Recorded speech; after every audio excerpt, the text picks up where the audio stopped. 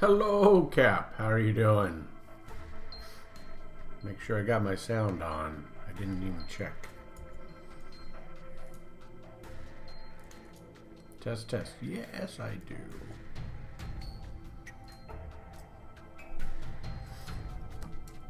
I'm doing a late Your sound is on, and you forgot about chat. Wait, my sound's been on the whole time?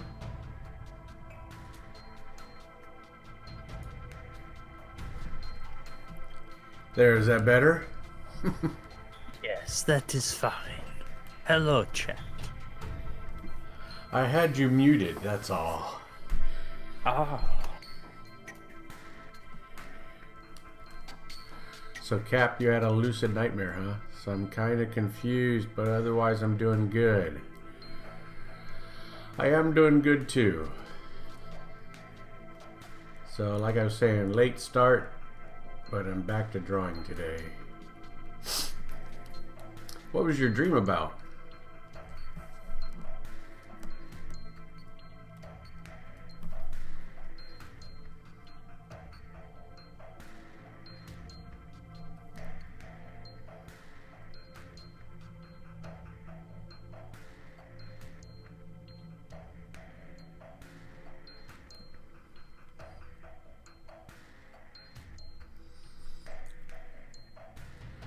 A random guy drove a Smart into a fence as I was walking home from work. Drove a Smart. I assume you mean a smart car? Since he was driving it. We have smart cars here.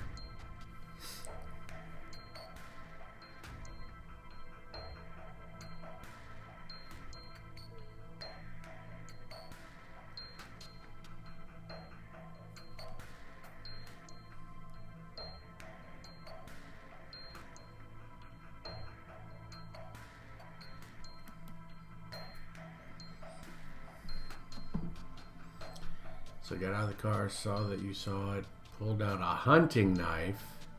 Oh, hunting rifle. I can't read. Kept shooting at me.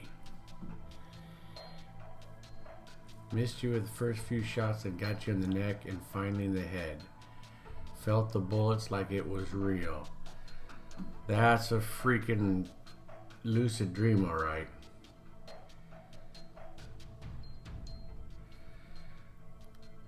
Woke up in a shock, I bet.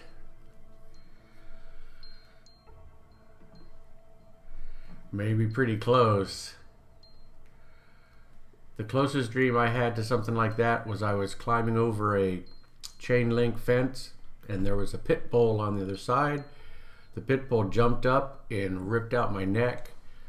I fell down on the ground and then I could actually see the blood on the ground. I can't say that I felt anything though, but it was pretty weird. The closest thing that I have had to a lucid dream was it was a recurring nightmare, and one night I could actually feel it myself. I was basically in a mansion trying to get out. Something was on my back. I do not remember because I've since got past the recurring nightmare, but I could almost feel a presence upon me. It was not great. No.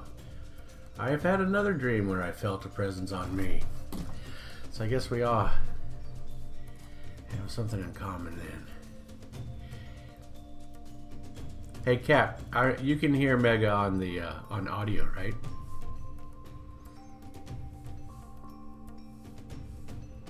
Yeah, I know, huh? He's got an accent and everything. Sounds very good. Thank you, Smooth Skin.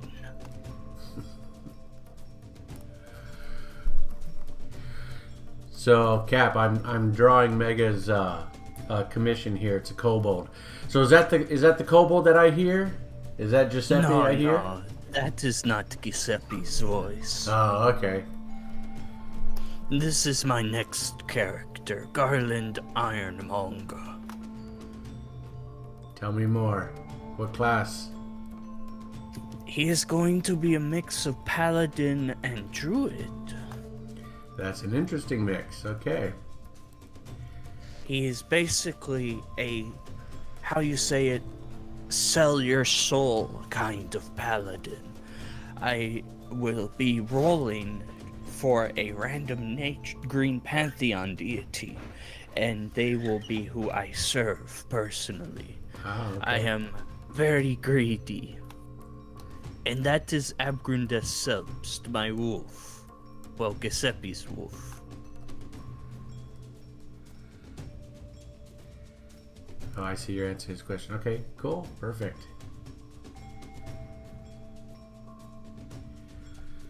Yeah, it's a wolf because he's a kobold character. So, and obviously, you know, this is just blocked in stuff. I'm kind of still thinking, but it's getting closer.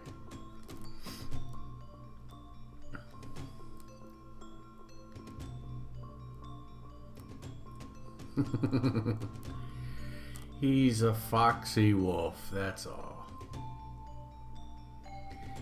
He's got to be a good-looking wolf. Now, actually, I will break out some reference and try to capture him a little bit better so he looks more wolfy. Technically, I had a very large list of animal companions, and I chose Wolf only because of another character's backstory. This is actually the wolf from another backstory. She apparently was raised by wolves, and I went and found her family, and, well, I got their most hungry member out of the pack. I see.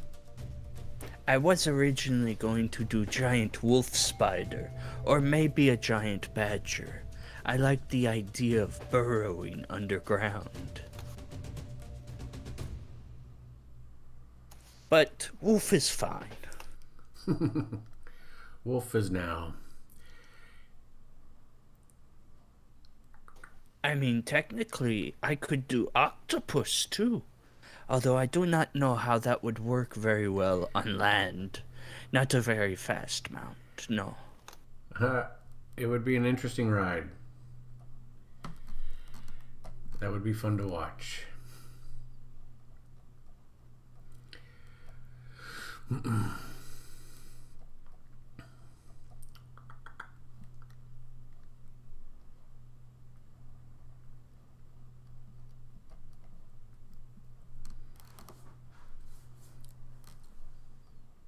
Octopus with roller skates. Yeah. Well, not just the movement, because they only move 5 feet on land, but also they need water to, you know, breathe.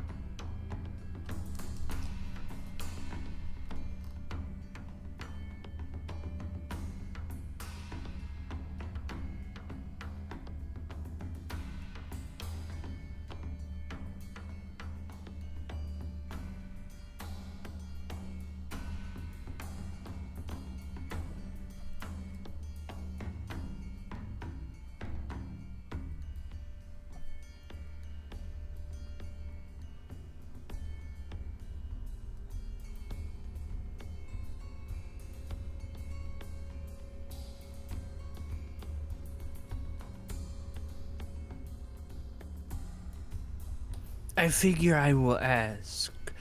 Wasn't I supposed to have hat instead of the scales on the back of my neck showing? Yeah, not forgotten. I just drew them, and then as I was drawing them, I'm like, oh yeah, I'm going to get rid of them anyway because it has to have a hat. But yeah, it's okay to keep bringing it up. But for the most part, so far, I'm not forgetting anything. I do this a lot, that I'll draw it and then start erasing it to add the clothes and stuff. I understand. Getting the base filled out and then adding onto it the different items and whatnot. Yeah, I tend to. That's why, usually the red. See, the red is actually more detailed than typical. I would usually do just cylinders and spheres and cubes and stuff, and try not to put too much detail. But because you and I needed to iron out some stuff, I did it in red. And then I usually go and start working on clothes and other details in the blue. But sometimes the blue just kind of comes across as the drawing too. So it's kind of a hybrid step. But yeah, like I said, if I can get everything looking pretty good, then it's pretty easy to erase it and put the hat in. In fact, I usually will do the hat over the top of it. I need, where's that reference? So I don't have that. I gotta open up your file.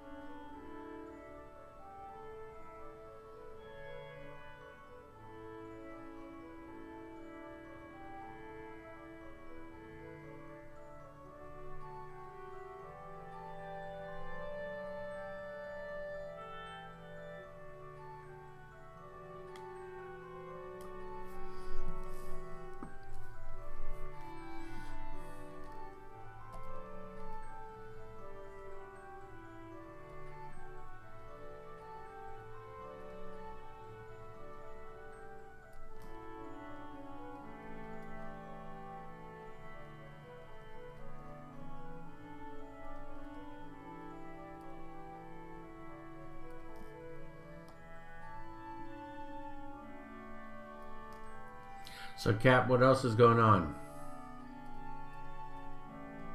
My bad, I clicked the wrong room. Clicked the wrong room.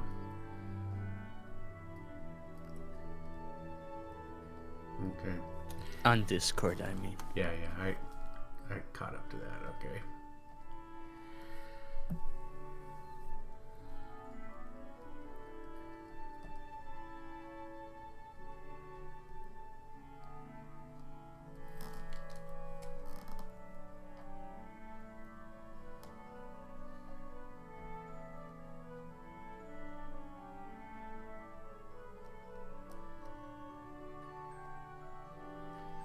So Cap Wolf, what else going on, man? Besides work, not much. Oh, Giuseppe Reiter has been chosen to lead expedition, despite showing no leadership capabilities or information for said job, whereas multiple individuals did. I do not understand.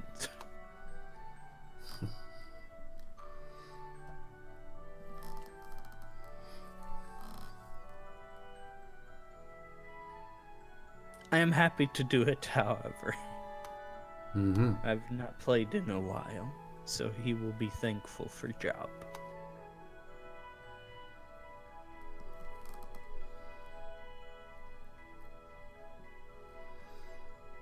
Coffee on a Saturday morning, huh? All right.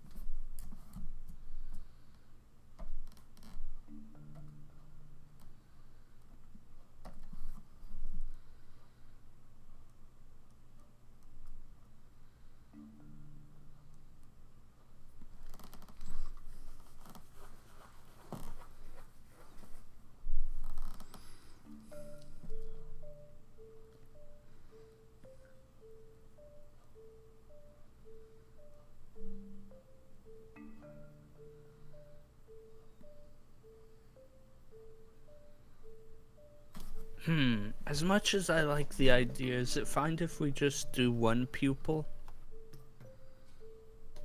for the eyes? Okay.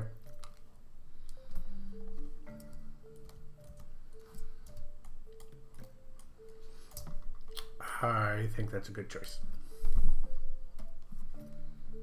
Because, like, I'm looking at it and they are very noticeable.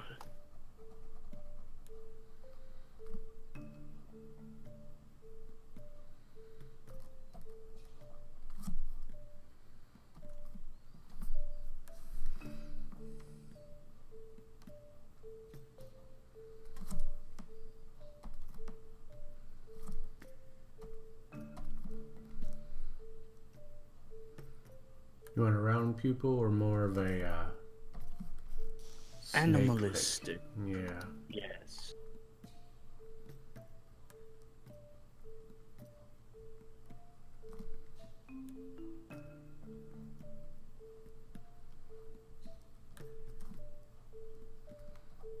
For now, I still have to draw the eye for real, but that's good for now.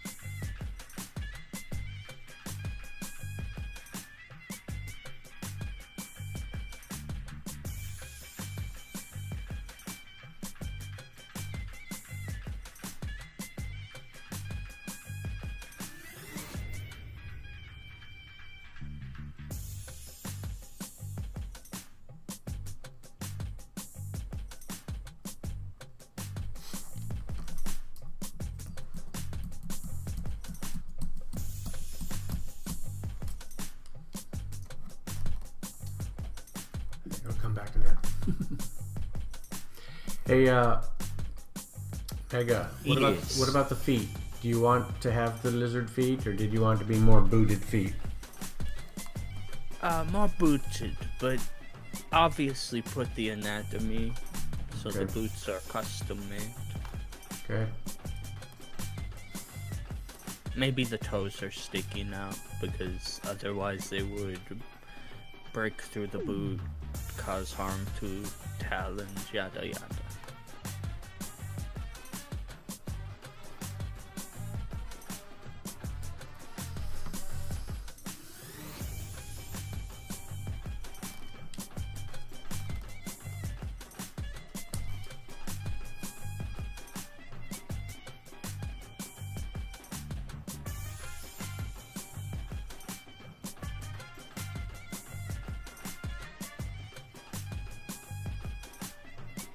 That reminds me of one player I had who only wore Crocs, and most of his magical items were footwear of different types of Crocs.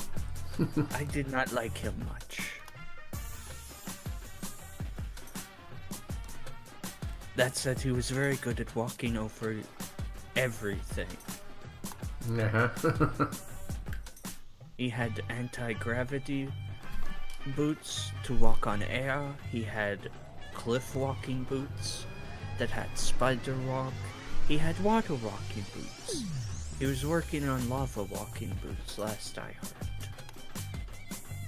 I love Well, his boots. Crocs. Yeah.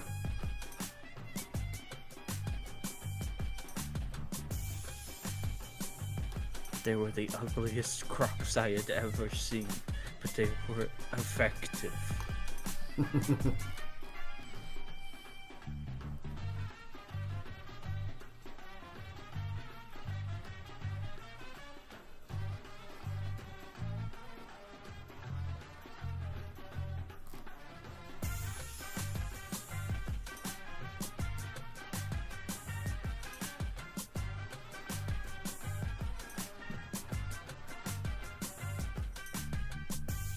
This song does not fit all the other songs that this guy put out.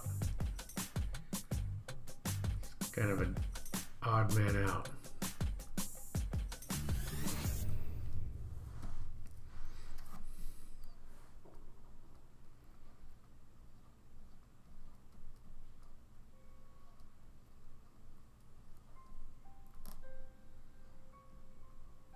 I do not know. It is nice to see people go out of their comfort range. You discover more about your music that way. I loved how Coheed and Cambria did it.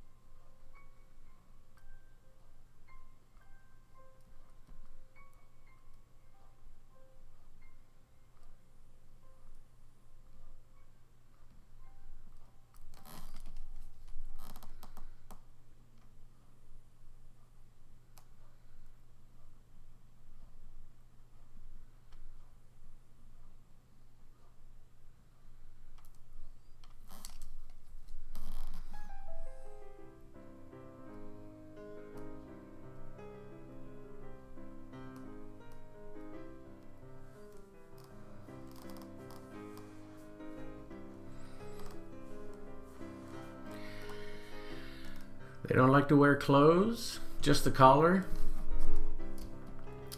My pugs are the opposite. They actually don't mind wearing clothes at all. And the girl loves it.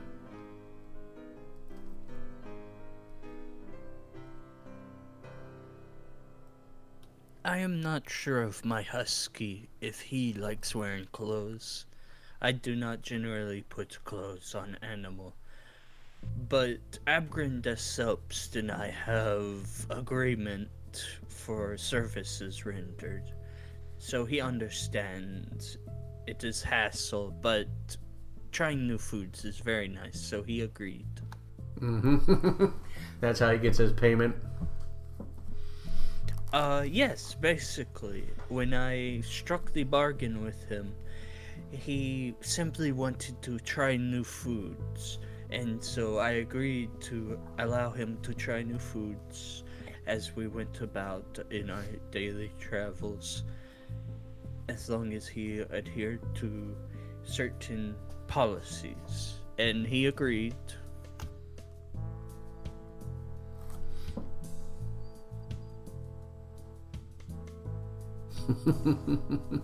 Cap Wolf, I'm reading your text, yeah. They're like, why do we need to wear clothes on top of our clothes? We have a fur coat already. Yep.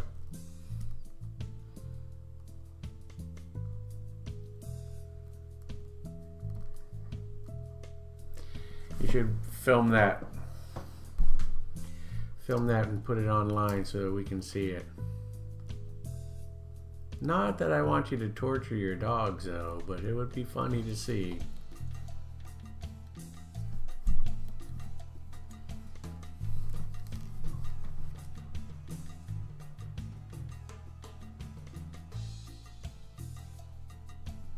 How is Toffee doing? Toffee, and is it Ella?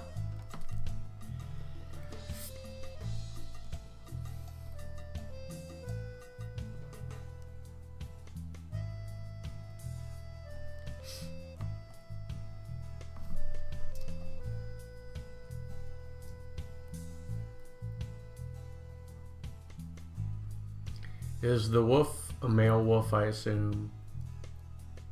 Yes, he is male. I have a little bit of indication of a male wolf here.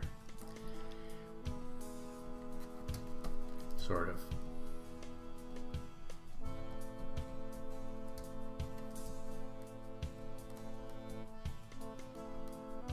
As long as attention is not drawn to it, I'm fine with that, yes.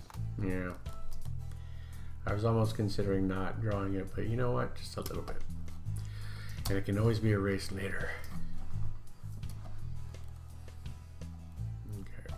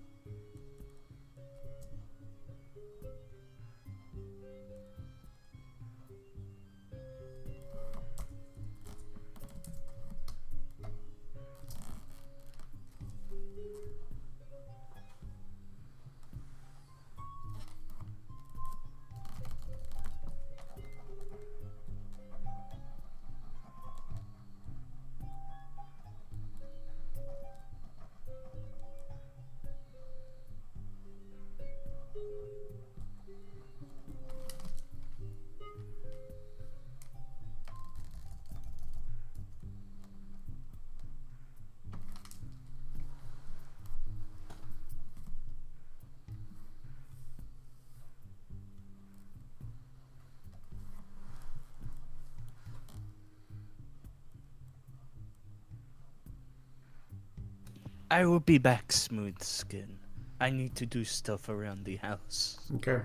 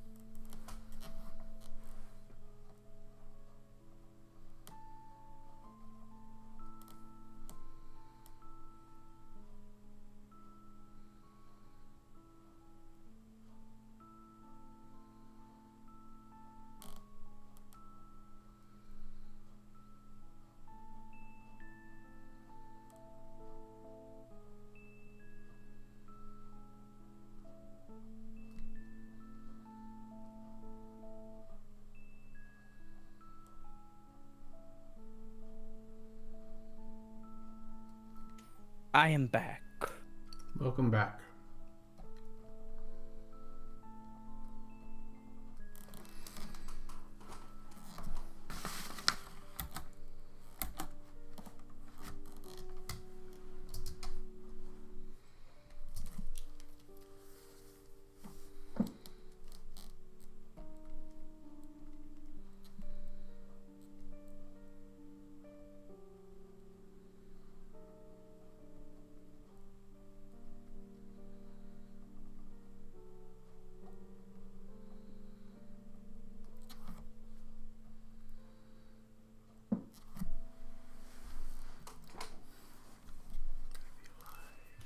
Oh, have you seen the horrible stuff they put in YouTube Rewind of 2018 yet? No, I haven't checked that. And Cap, I agree. The perspective isn't quite there yet. The eyes aren't lined up yet. So yeah, I'm struggling a little bit.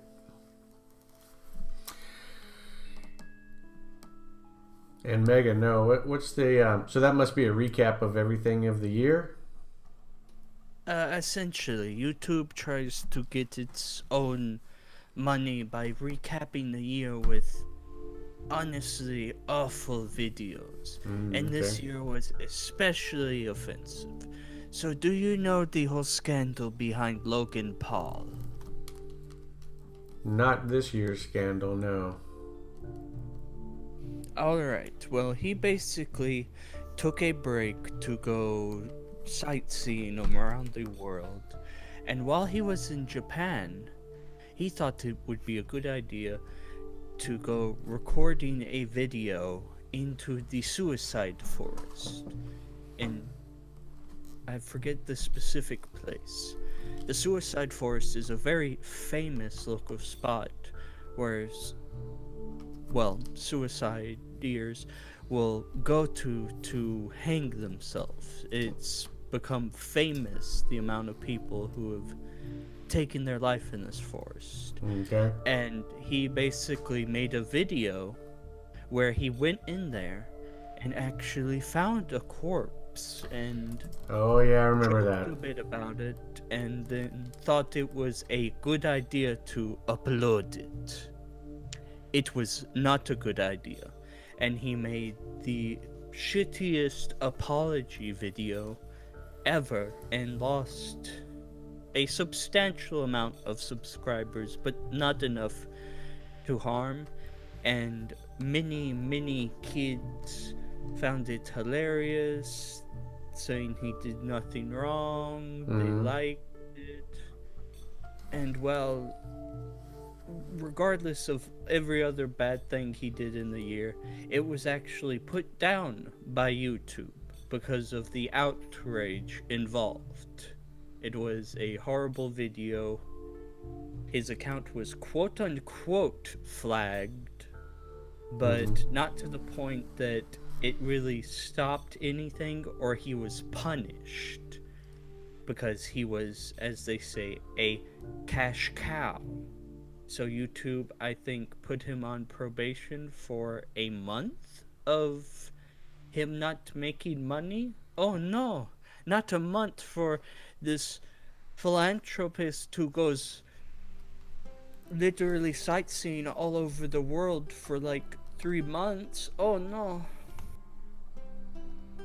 So they thought apparently it was a good idea during YouTube Rewind to have a video of all the quote unquote influencers of YouTube doing the Fortnite dance in the suicide forest. That doesn't sound like a good idea to me either. No, it is causing another huge backlash. YouTube is honestly not very smart anymore. It was, and they tried to be discreet about it by only giving it about 6 or 7 seconds of them doing the little dance and then clipping out and hoping no one noticed where they were at, but everyone noticed where they were at. Literally everyone. Yeah. There were even tweets of people joking, "Yes, I cannot wait for YouTube Rewind 2018, where all the influencers do the basic dance in the suicide forest. Ahaha, it is funny." And then they did it, and he's like, YouTube, that was satire. That was the worst idea I've ever said. Why did you do it? Either way, YouTube has disconnected themselves from their own face, I guess. I look forward to going back to Newgrounds. Because at the rate YouTube is going, it will burn down in 1 to 3 weeks or years. I do not know time. Yeah.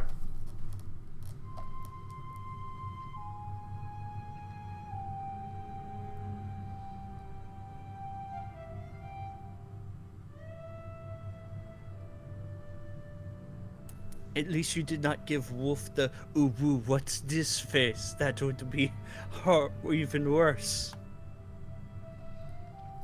Yeah, I'm just thinking on the page. I'm kind of liking the snout and the muzzle. But yeah, here I better take care of this.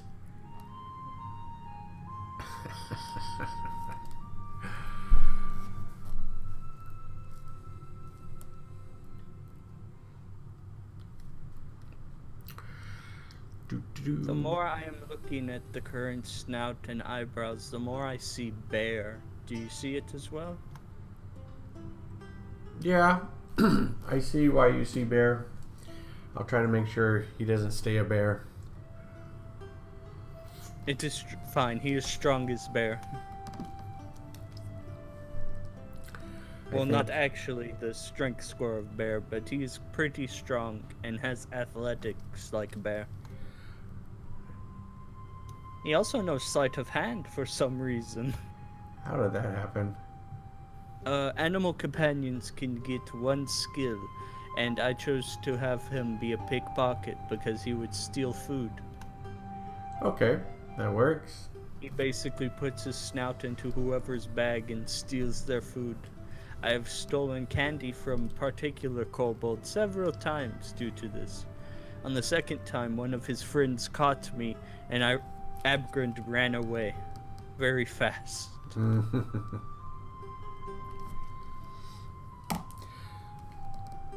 Yeah, I think the bear is mostly there because he's got these round jowls right now until I get rid of him.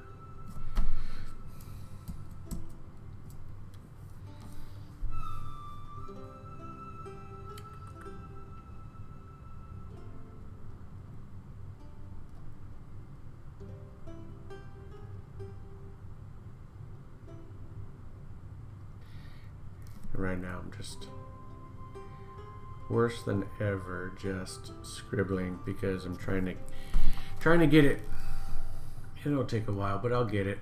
In the end, I'll get it. Like Cap Wolf says, I always get it in the end, pretty much. That doesn't sound right. Never mind.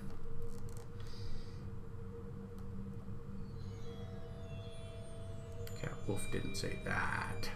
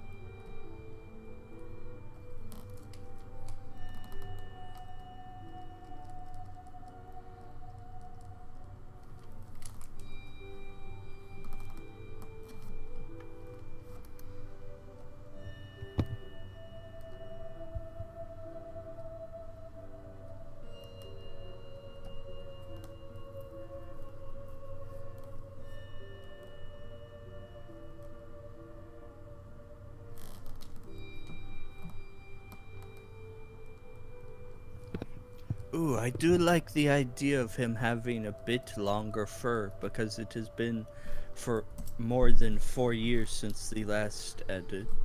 Right? Alright. I'll look out there then. I thought he was getting kind of furry-ish. But okay.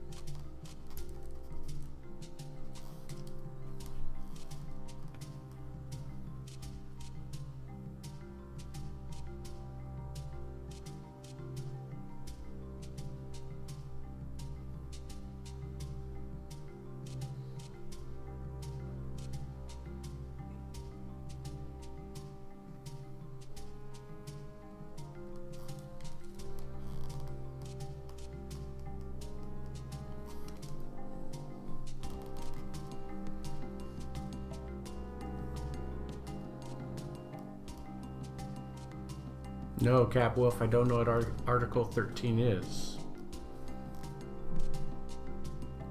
Tell me about it.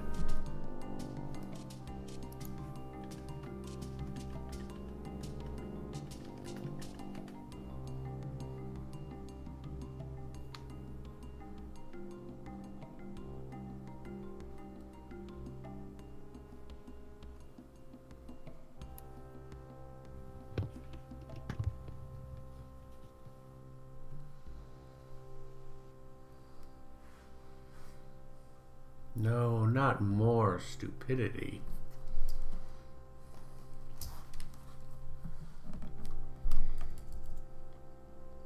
Can't be more stupid than anything America's doing, right?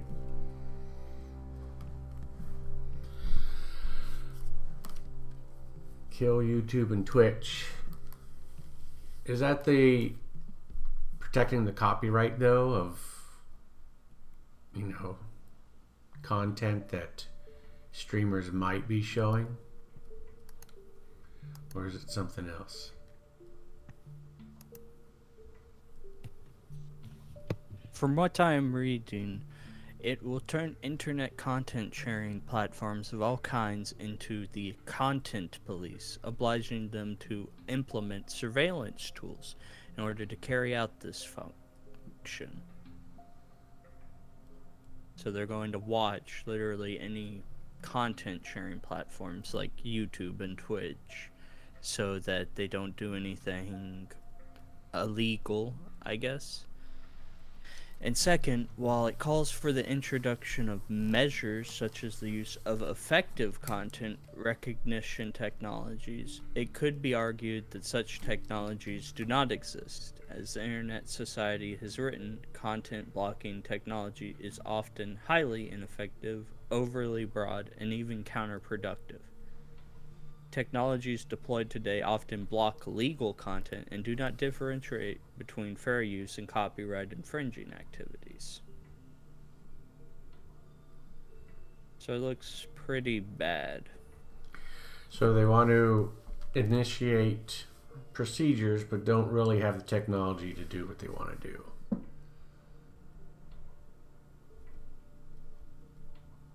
That's kind of typical.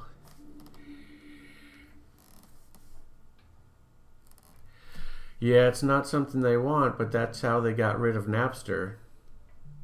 Yeah. Napster tried to claim, hey, I'm only the distribution device. And they're like, no, you have to take some accountability for that. Oh, yeah. Like, I'm pretty sure if that got passed, YouTube would just, yeah. YouTube's a free broadcast, and literally the amount of Nazi videos are so high that like just them alone would get them shut down, not to mention the stuff that YouTube personally does, like the whole suicide force thing I was talking about earlier. Also, I broke character. That's okay, you don't have to be in character, it's up to you.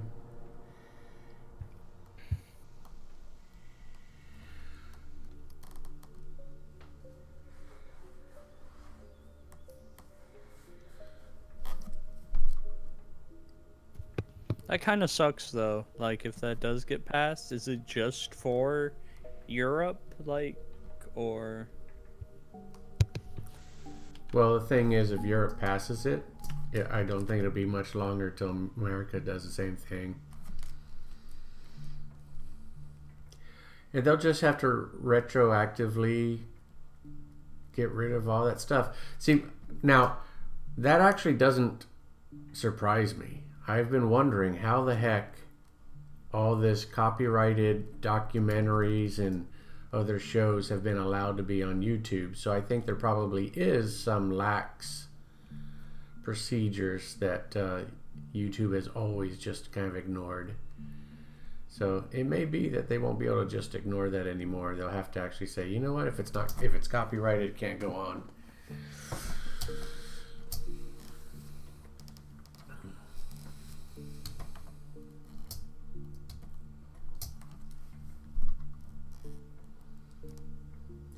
It'll be a bummer, but I'm in favor of copyright protecting copyright. But on the other hand, as a consumer, man, I sure love being able to find whatever I need on YouTube. It's pretty handy. I mean, it's not only that, like, the amount of stuff not even on YouTube, like, sold books and, like, art and whatnot will start getting really hard. It'll be harder to find, like, references and whatnot. Like, it would affect so much more than just that. Like, yeah. Yeah.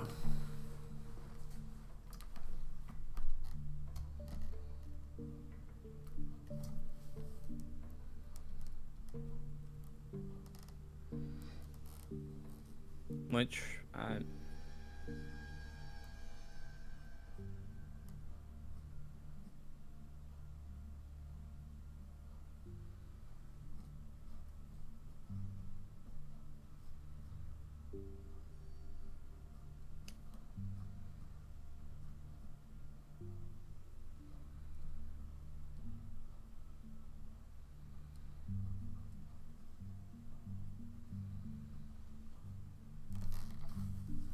like, I can immediately imagine all the copyrights of just music studios would sue people for using their music and whatnot.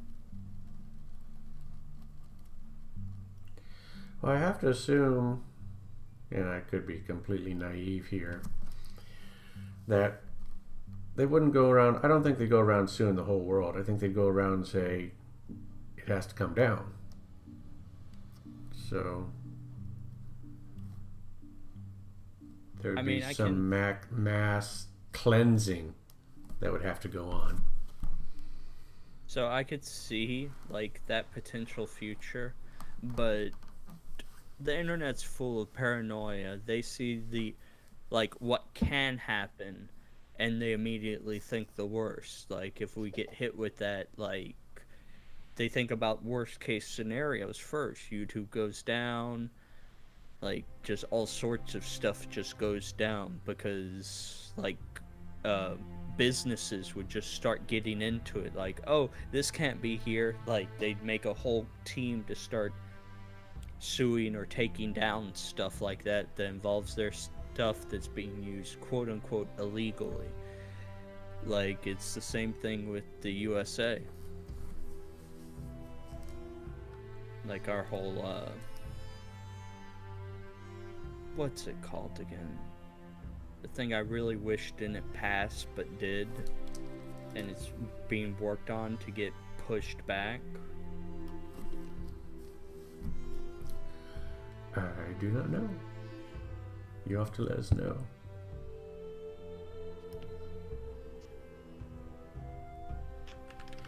And I agree, we have to prepare for the worst because there's going to be a whole lot of people that try to find loopholes and look for opportunities for lawsuits.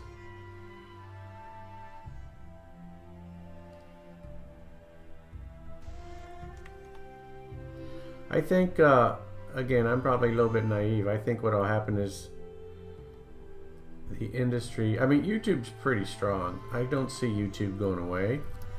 But they may have to change how they do things so that they can create a situation that will be favorable. And if it means being more strict and you can't put up copyrighted material, then that's what it's going to be. But I don't think restricting copyright material or protecting copyright material infringes on free speech. So I don't think it would attack free speech. So that's what my hope is. I hope you're right too. And I was talking about net neutrality. Mm-hmm. Okay. Which, like, if that goes through and they basically make it through, just the amount of stuff that internet hosts, yeah. Mm-hmm. Like, it just gets so much worse, and I'm really hoping something happens there, but we'll find out.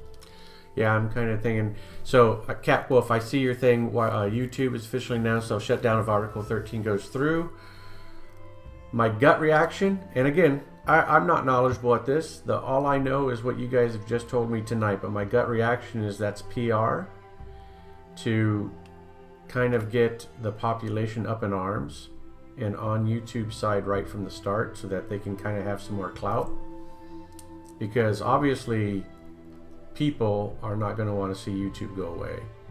It's just too big of a phenomenon. But I think they're going to strategize and say, you know what, how can we get some clout so that we can maintain or have some negotiation power or something. But I admit I'm naive. You never know. But I don't know. I just can't see YouTube going away. Hope I'm right. Like, YouTube apparently supports a version of Article 13 that protects copyright while also preserving a vibrant, creative economy. These creators deserve to be represented. Their contributions are too important to lose.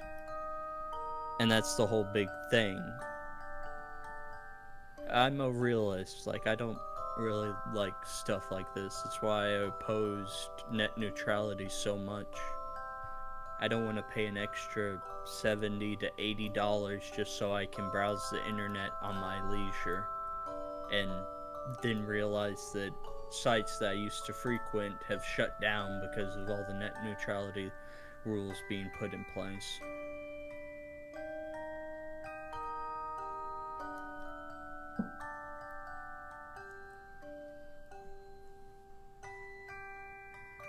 Yeah, you're more of a pessimist. Yeah, I'm less of, I'm not quite the "this sky is falling" kind of guy, but sometimes I think it allows stuff to happen because I wouldn't take enough protective measures fast enough or something. I don't know.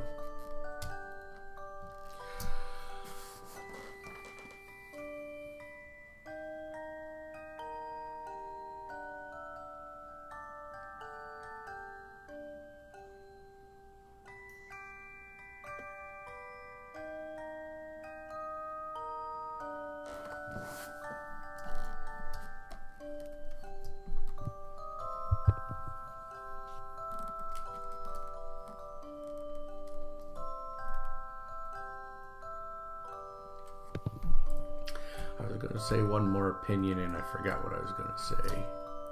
Oops. Oh well. Yep, it happens.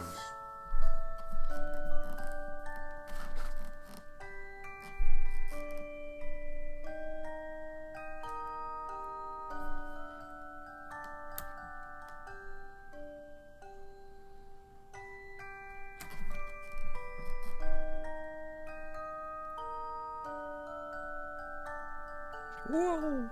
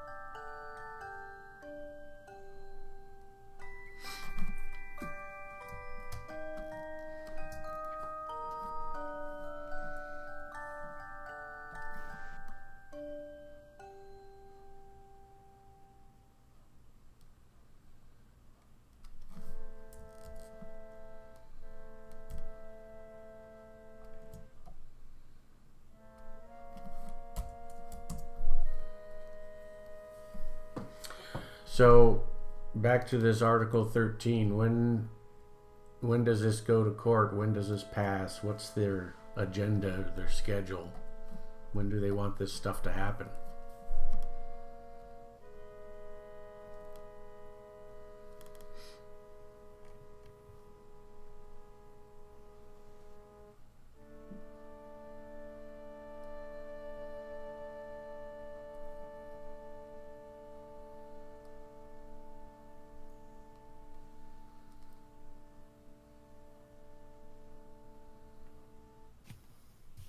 I'm not sure, honestly. I could look it up. But there's a lot of Article 13s.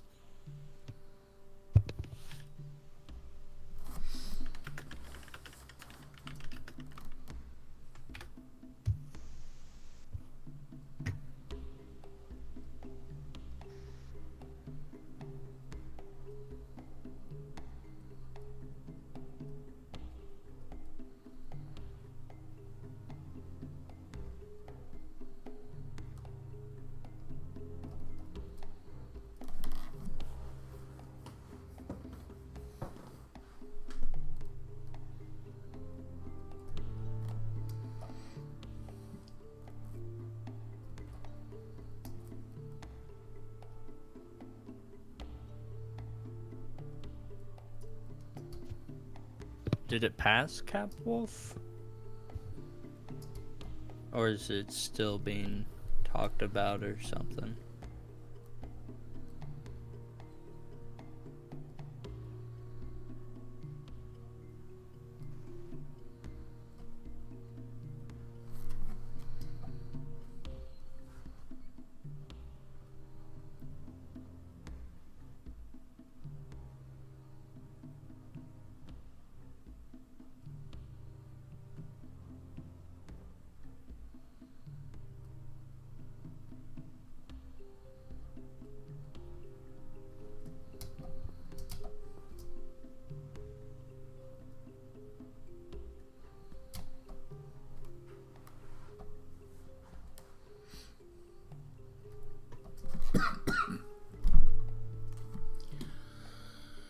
All right, I'm going to take just a couple minutes break just to get something to drink.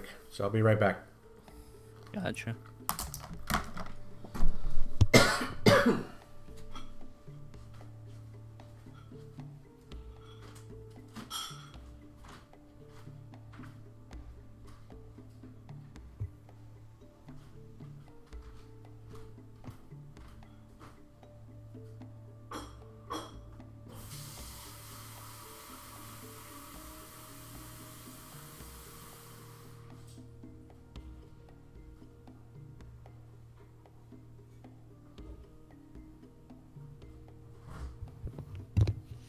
Yeah, I found it.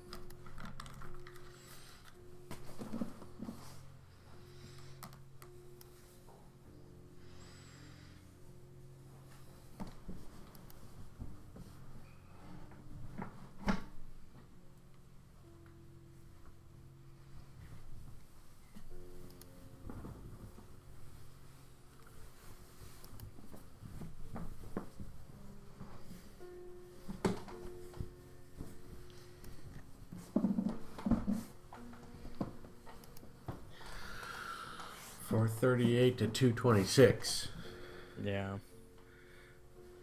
Even though they were greatly opposed and whatnot, apparently it went through. They just have to figure out the minutia.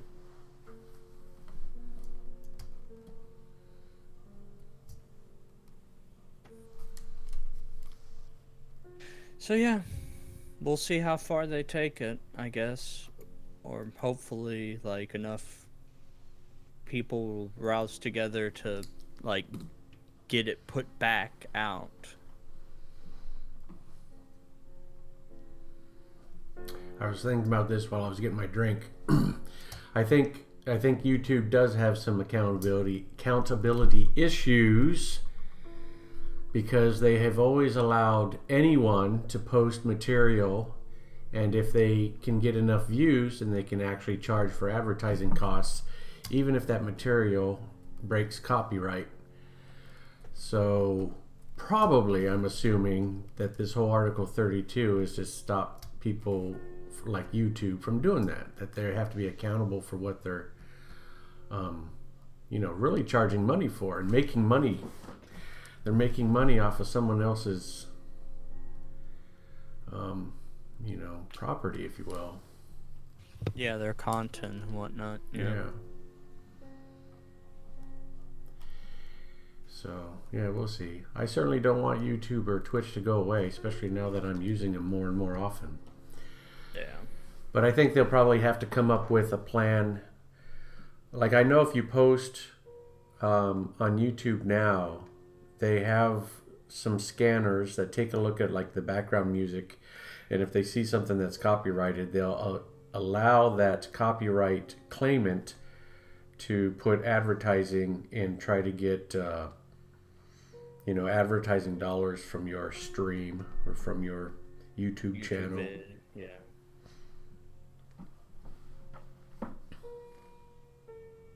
And I mean, YouTube already pays nothing compared to what it did in its heyday. Like, you have to be posting videos like 1 or 2 times a week to really get in on that money anyway. So, like, content creators, yeah.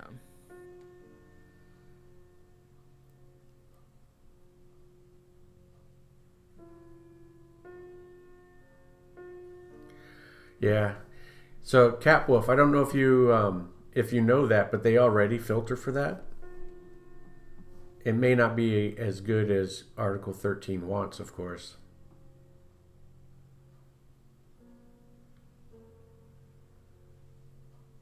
Yeah, it's probably going to be even harder filters and whatnot.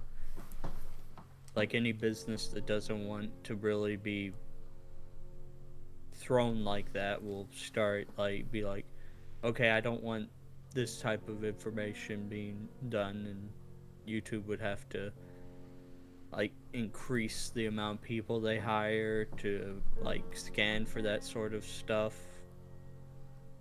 Oh, it's all done algorithmically. Right now, the process is that the claimant has to submit their songs. So say I've got 5 songs that I wrote. I would have to submit that to YouTube and say I'm the owner for these 5 songs. YouTube would put that in their algorithmic database, and if parts of my 5 songs come up on someone else's stream, then I have the choice of claiming, that song segment. Then if someone says they want to dispute it, they send me a notification and saying, we don't think this is your song, and I would have 30 days to agree or disagree, to reverse my claim or take it out or to reinforce it. The problem that I've run into, and I'm not quite sure this is related to Article 13, but the problem I've come into is there's a lot of music and audio files out there that are Creative Commons, and so there are people that are starting to scam the system and claim Creative Commons music as their own music. So a little bit. Oh, it's not even just music. Like, one YouTuber I watch basically does, like, has had this video out for years and years, Mm-hmm. like 10 plus years ago, he finished up Salad Fingers, if you know what that is. Nah. And he basically gets hit with, like, it seems almost every month someone, like, tries to take the legal rights to it. Like, he gets notified by YouTube that there's a copyright infringement by someone who posted his, like, playthrough 1 through 10 episodes for their own channel, Mm-hmm. and then tried to get it for themselves from him. That's apparently happened several times, and he's so tired of it. Yeah. But yeah, Capwolf brings up another point. Streaming a game is straight up copyright infringement. What if the creator doesn't want you to be able to watch it? Like, currently, Mario is like that. The new Super Mario Odyssey. Mm-hmm. Like, they actually, like, demand that you give, like, half of your, like, relevant money that you earn from it to Nintendo. It basically, like, they have all these rules and whatnot connected to YouTube and Twitch. Like, if you're, like, you have to become that type of streamer, streaming their games and whatnot, and it's just really bad. Like, because they tried to just get their copyright-free money, basically.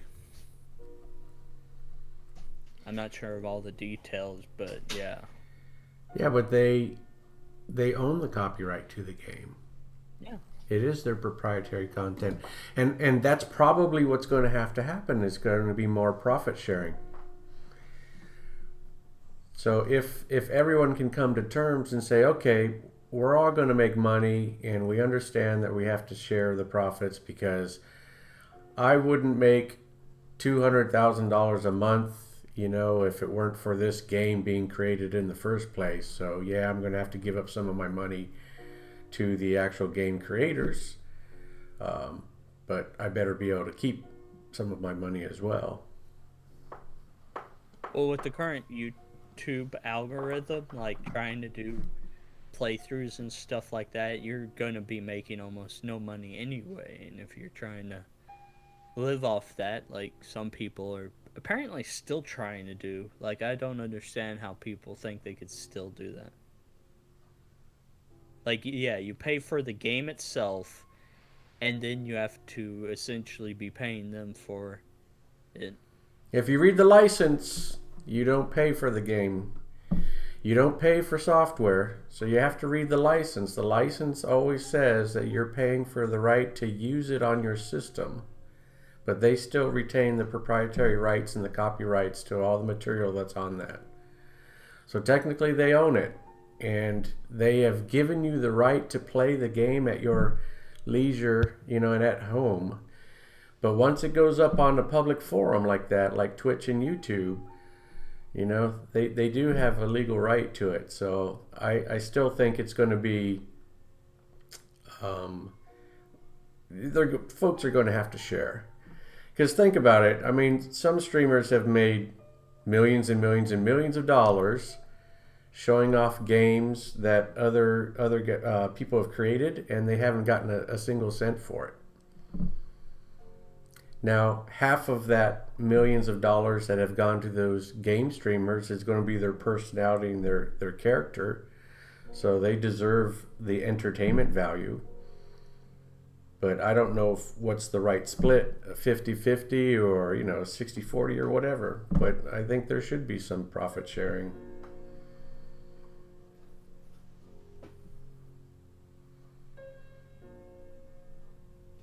I mean, that's your own opinion, and I understand it, because honestly, like, it is frustrating, but it's still the way the world works. Life is unfair in regards to just a lot of the technical stuff of modern day. I'm still, like, adjusting. I envy people that lived in simpler times, but at the same time, not. Yeah.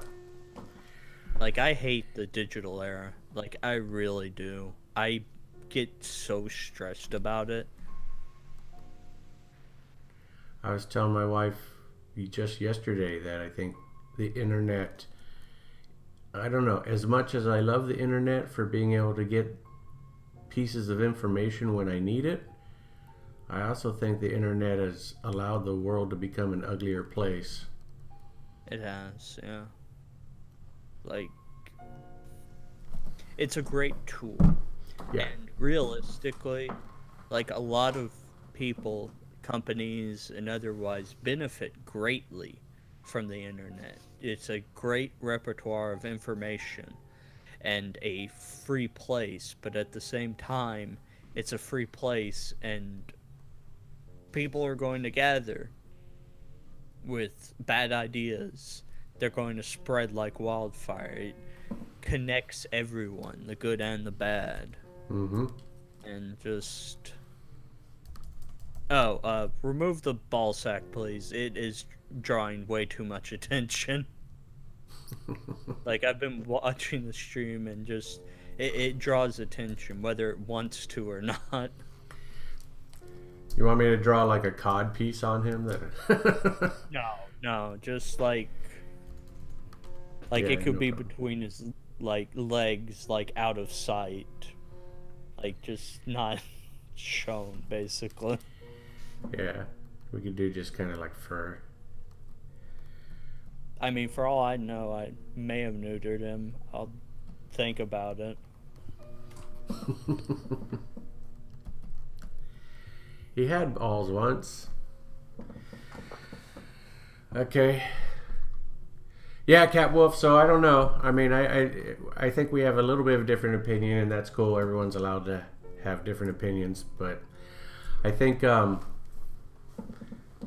what we might have is just technology outpacing the world in being able to set up legislation and keep up with it in a fair way. So sometimes it swings the pendulum too far, too fast. So I don't know. Like, I can only hope that the whole idea of Article 13 doesn't go overboard. I hope companies don't abuse it too much. Like, I could see reasonably companies taking 10 to 20% and being content, because so many people will likely use it.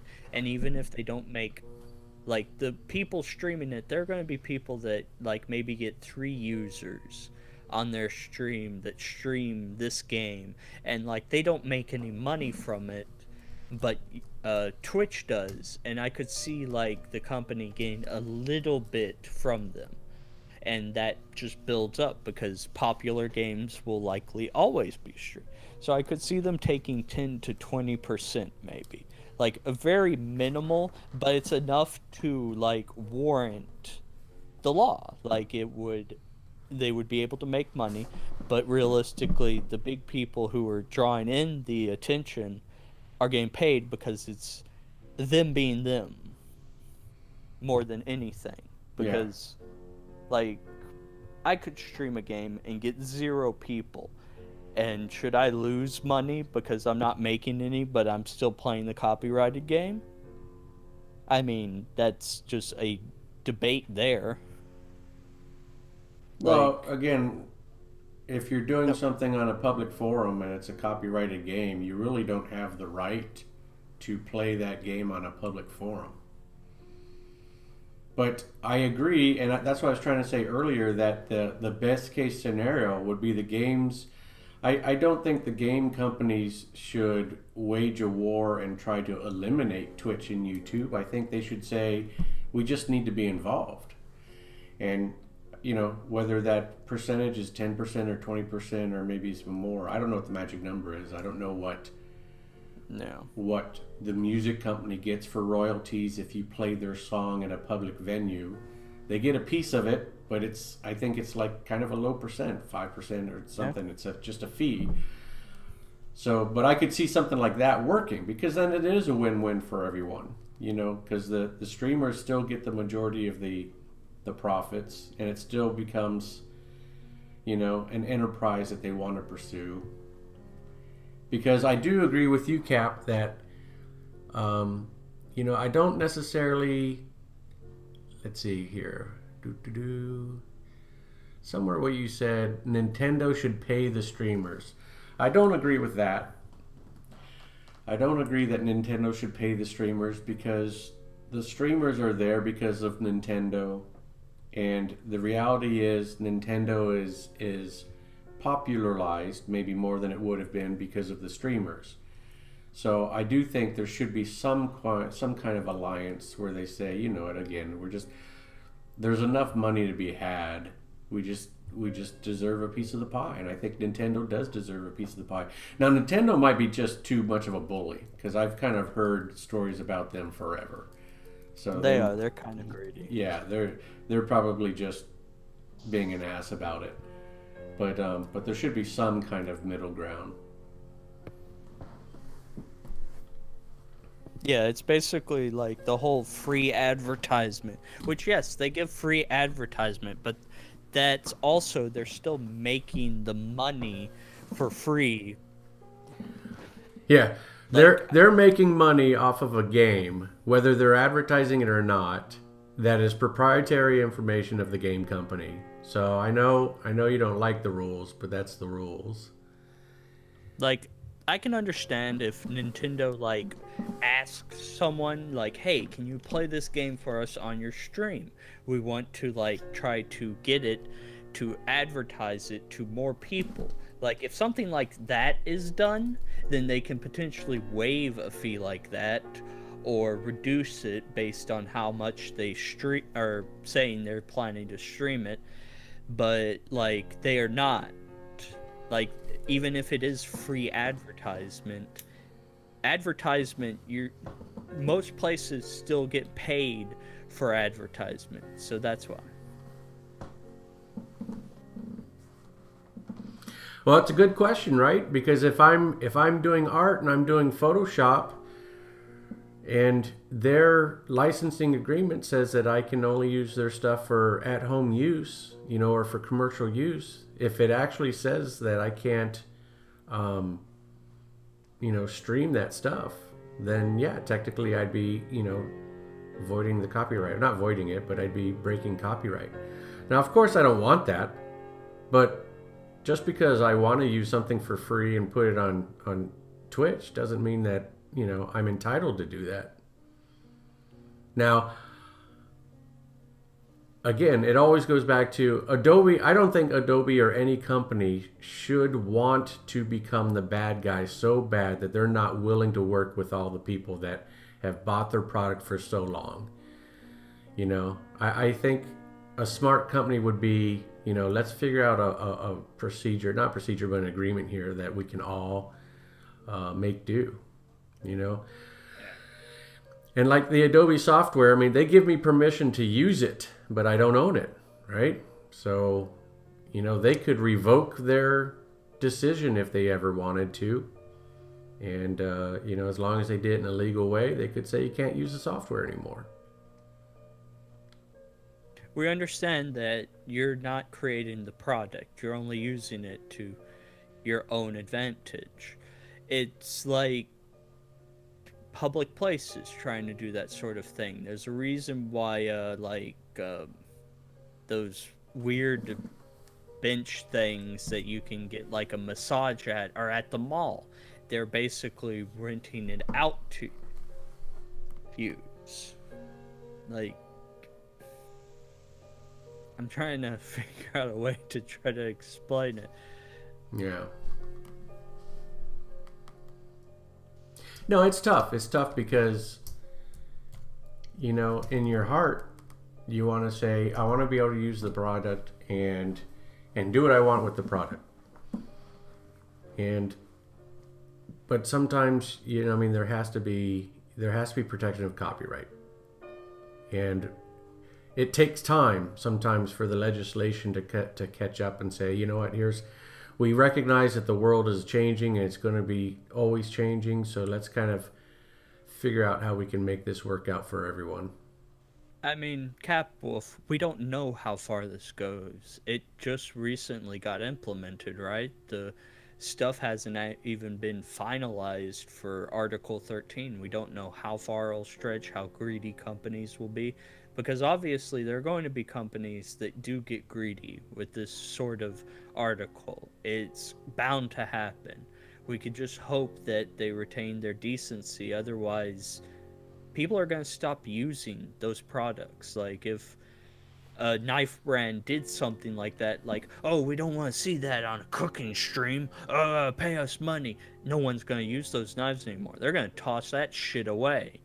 Even if it's stainless steel, they'll give priority on other companies that don't do it, or maybe that do it to a far less extent. It might not be the same quality, but if they do it enough, they'll get to that quality. They'll buy out that company, and then they'll have those knives instead. That's the whole thing of commercialism. They can be greedy if they want, but customers rule. If they do get greedy enough and people start using it, then boom, they're shit out of luck. Even if they try to fix it, like, oh, we didn't want like 30%. We'll change it to like 10%. Yeah, 10%. Give us 10% of your cooking stream. Yeah, I do think that's one. It's kind of like a mixed bag. It's a good thing about the internet, but a bad thing too. But if we were to talk about it as just a good thing, the power of the internet is that everyone can get behind a certain decision. And if, just like you just said, Megas, if the company goes too far, then the customers will rebel, and and it could backfire. Look at Blizzard or Bethesda right now. Blizzard has pretty much like forsaken their base audience. Like, they've essentially, like, people that play World of Warcraft, like, people that did it for the story, there's none of them around. And if they are so heavily invested that they don't care about the atrocity Blizzard has committed with their whole story. Mm-hmm. But most of the people that love their story have left. I'm one of those. Like, I am never going to play another Warcraft game again because they've butchered the story so much and just did horrible shit with their game and made it canon when they make books that are supposed to be canon that get instantly cut out for the game's canon for some reason. So does that have a lot to do with Activision? Didn't Activision buy them out and want to make changes to Blizzard? Kind of yes, kind of no. Like, I think Activision allowed Blizzard to do a lot of their same stuff, but they've influenced the game. Yeah, they're trying to get as much money as possible. So I believe they're pumping out, like, expansions and just content. Working people to death. Oh, League of Legends is the prime example of a company that's going to go down soon. Like, oh god, they are so fucking bad. I hate League of Legends. Alright, let me catch up to what Cap's saying here. So, let's see, do I have to pay money? Okay, we already talked about that. They'll get to that quality and do the same thing. That's my fear. He's talking about the knives. Oh, yeah. Like, yeah, that's where I don't know, because you've got a physical product that's meant for cooking. I mean, it's a good point. Yeah, it's a good point. Like, it's like, what's fair, what's not. Like, I can understand if this company, like, basically stole the place of those knives. Like, I hope they'd realize that the only reason they got up to this point is because that company did those things. If they follow the same history, the same thing will happen. They'll go bankrupt because no one wants to buy their products further in the future, and then they'll be like, shit, we fell for the thing that got us here. We're fucking idiots. Like, at some point, like, companies will wise up to why they got that.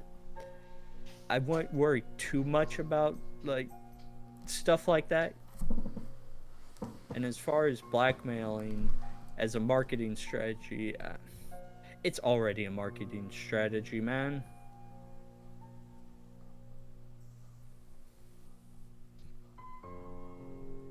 I mean, they'd still be getting a share. It's not like they're not going to have like want a little cut of the money. They just make it so negligent to a streamer or whoever's cooking that they're like, all right, you can have like percentage in like the single digits if you really need it, and like the bigger a streamer is, the less the percent would go realistically, because like a streamer will calculate, if they're making enough money, they'll calculate how much they make and bargain for less percent, because if they're making $10,000 a month and a company wants 10%, no. Like, they're making bank, and they are going to, like, they realize, and they're going to want to adjust it. And if the company's smart. Yeah. Like, it's all about, like, just business politics. Like, the smart companies will not put a high percentage on the content creator, and depending on who the content creator is, they can charge more or less. Like, if you're a no-name, like, the worries you're having means new content creators will never have that chance to stream the most popular games if the copyright is too much, which is not something they can really hope to do, because if they stop allowing new people to stream content, so no new streamers come out in the next decade, like, literally there are going to be so few streamers that literally they'll just start dying out, and no one will stream any games or cooking or whatnot, because the big ones have already retired because they've made so much, and new ones can't afford it.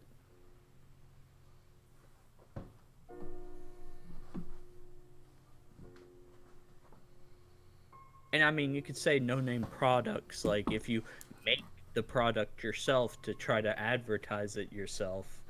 But, like, trust me, even if it doesn't have the logo on it or whatnot, if the company is well aware enough, they will find out that you're using their knife, but you've burnt the handle so it's not recognizable as their handle and scratched away their name on the blade or something.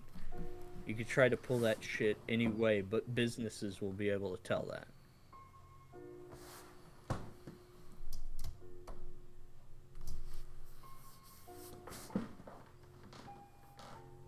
I'm sorry, I kind of ranted there. That's okay. You know, I mean, I think everyone's just saying their opinion.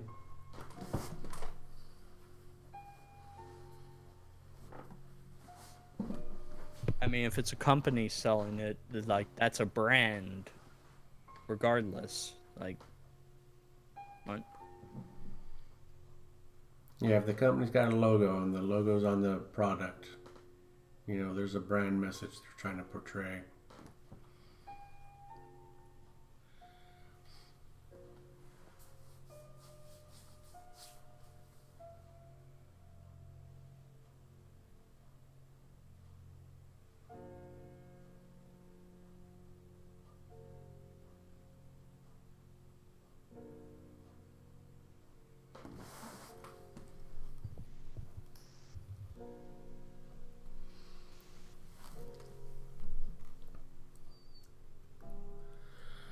All right, so I think I'm gonna stop drawing. I don't have to go yet, but I'm gonna stop drawing right there.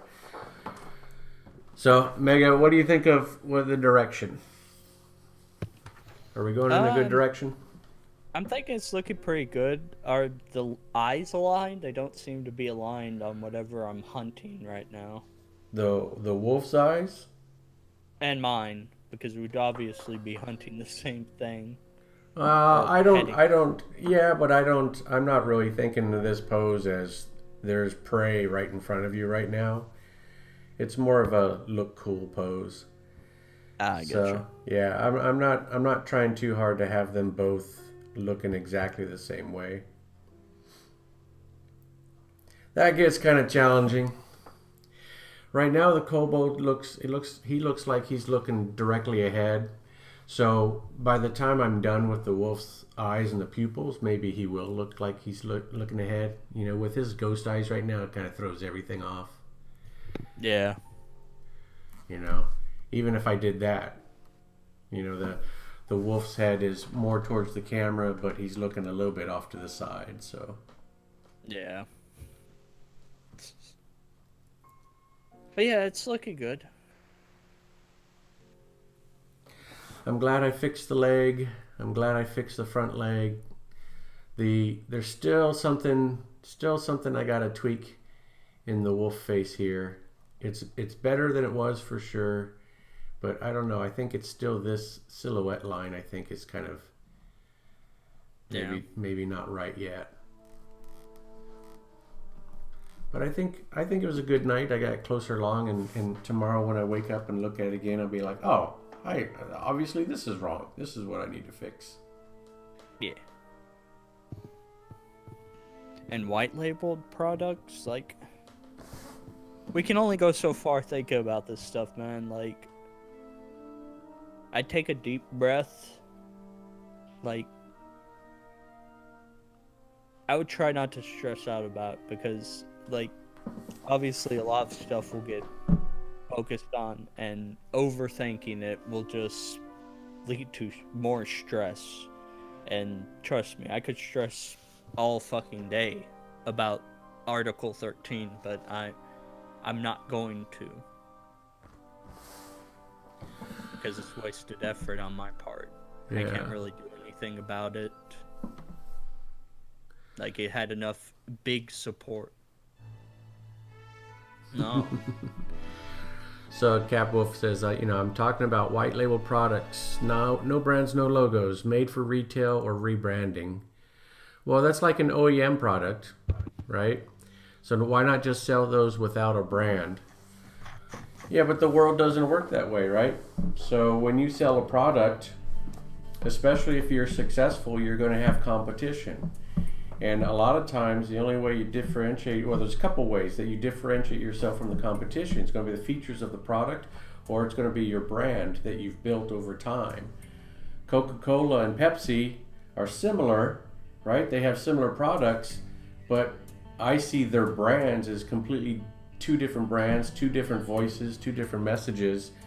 And because of the way they've positioned it, you have some people that love Pepsi, and you have some people that love Coke, and they just become loyal. So, now branding is corporate propaganda, but that's just the way the world is. I don't think Mega was claiming you were stressing him out. No, he was just saying, he's not so stressed out about the situation in general, but he can speak for himself, obviously. Yeah, no, like, I stress enough with net neutrality, and I try not to stress over that sort of stuff. Like, computer issues drive me up a wall. I do not like dealing with computer issues and whatnot. Like, they stress me out.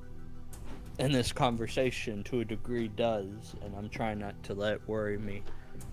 But yeah, obviously, white labeled products will, yeah. And I mean,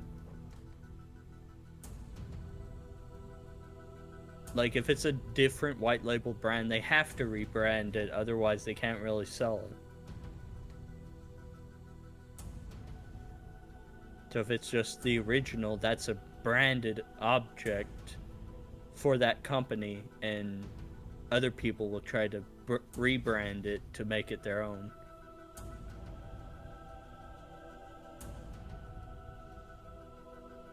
It's all good, Cap. I mean, I'm all fine having a conversation. Yeah, I think everyone's fine. Yeah. And even if I got heated up, it's only heated up in the moment, because I'm the type of person that I can have a debate And I can even have a heated debate, but it's just a debate. We used to have debates, you know, back in college and stuff, and one of the classes that I had was sociology. It was a social class or whatever, and I debated the justification of terrorism. Man, that pissed off a lot of people. But it provoked them, and that was the whole point of the debate. So I got an A on that one. So anyway, debate is good. I always think debate is healthy.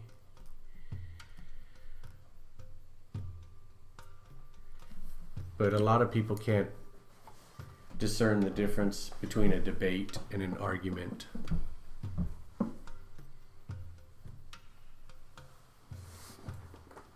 Yep. So I have to say, I'm liking this illustration a lot. You know, when I was starting, well, especially yesterday, I was kind of like, man, like so many of my drawings, I wasn't feeling it just yet. I knew I had to tweak it and stuff, but I'm pretty happy where it's going. Yeah, I am too. It's good. I'm glad to hear it. And again, I'm trusting that you'll always tell me if there's something you don't like about it, and we can make some changes and stuff. But it does make me happy that you like the direction too. Oh, here's one thing. His leg there, like the second bend, like after his foot, like right near his ankle, his leg seems a bit thinner than it should be. Because while he's not barbarian strong, I do have 12 strength, which for a kobold is very above average. So maybe like increase the like girth of that area. Right there? Yeah, right there. Yeah, okay. Yeah, it's a little cartoony right there, huh? Yeah, like it's a little thin. Like I'm fine with the arm. Definitely the arm's thick enough. Like that you can tell he has muscles, but like to give you an idea, there's actually another kobold known as Tank in the living world that has like a strength of 17 or 18, even with the -2. Wow. He's a goddamn beast. And we have like some specialty racial rules, and there's a feat on there that I don't know if he's gotten yet, but actually gives kobolds like +4 strength and a bunch of other stuff, like to get over that strength difference, like to cancel out some of their negativity. Okay. And so he's probably gonna be one of the strongest characters, and a kobold at that. Yeah. Well, yeah, it doesn't make sense if he's a kobold, but because he's a character, right? He's got to have an even playing field or a path to success. Yeah. Yeah, let me see if I could find the feat. Custom feats. Racial feats.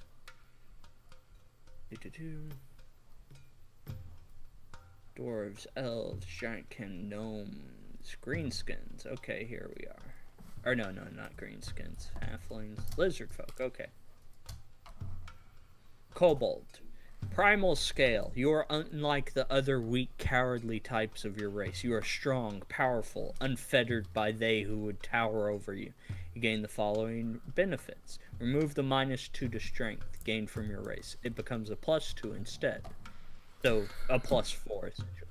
Replace grovel, cower, and beg with bring it on. Your enemies are off put by your unexpected courage. For 1 minute, you are immune to fear effects. Creatures that have a frightening presence or similar active gain disadvantage on their first attack against you after this ability is activated. It's a free action that can be activated on your turn. This ability can also be activated as a reaction if you are attacked by a creature with a frightening presence or similar effect. So yeah. That's one of the things to help kobolds, because they are woefully like hurt for just racial abilities compared to other races. Yeah. Like, because even with that, you still have sunlight sensitivity, and if you do go that path, you're basically guaranteeing you're going strength, which for a kobold to start off from level 1 to at the soonest level 4 to get that perk, you're kind of running a weak kit. Yeah. I think that's one of the hard things for me about a kobold is a kobold. If we're not talking about a character, the kobold's a kobold and can be sneaky, and they have some magic, they have some innate and they're stuff. actually But really smart too. yeah, I mean, it's at least from the stories that I've read, my perception of a kobold is, they're the type of critter that's going to ambush you, and they're very clever in doing ambushes and other things like that. Yeah. But in a one-on-one fight, I'm sorry, a kobold should never be able to, almost never be able to take on. Well, I will say a kobold should never be able to beat a human of equal skill. Because the size difference is just way too much. But it's a game, and when it's a game, they gotta make it more equal for everyone. Yeah, which 5e, like, they did a lot of things amazing, but I know about it. I've never played it, Capwolf. But yeah, kobolds got a very bad rap because of just the idea of kobolds being just the cowardly race. Like, you fight one-on-one with a kobold, they're gonna cower, they're gonna beg for their life. And it's given their whole race kind of a negative look. It's why they have -2 to strength, sunlight sensitivity. Granted, they have literally the strongest racial ability in pack tactics by far. Like, sure, variant human is strong, versatile, but pack tactics, no matter what you do, will always be so much stronger. It makes having your player cast Fairy Fire pointless. You already have advantage. Period. Make some cool shades that cancel out your sunlight sensitivity or something. And don't play a strength class, and you're good. But there's still two heavily horrid disadvantages to the class. Oh, do they have a kobold in Styx? Huh. I might need to look into that. I did not know Styx actually had kobolds. I thought it was goblins and whatnot mostly.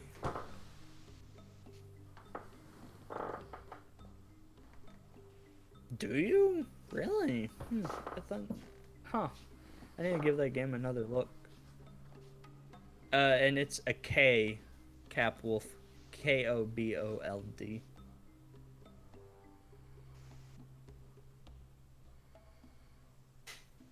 Catwolf just must be doing the European spelling of kobold. Yeah, maybe.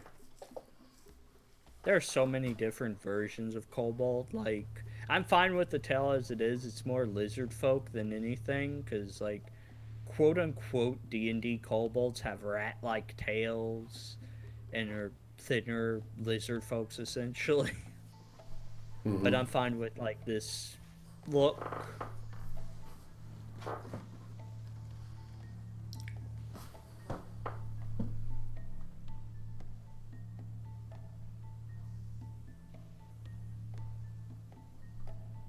Thank you, Capwolf. Hey, is my stream even going? Yes, Smooth Skin. Your stream is still going. That's weird. My it's not even showing that streaming. It says I'm offline. Let's refresh. Weird. Yeah, okay, now it's fine. Alright, so just a glitch there.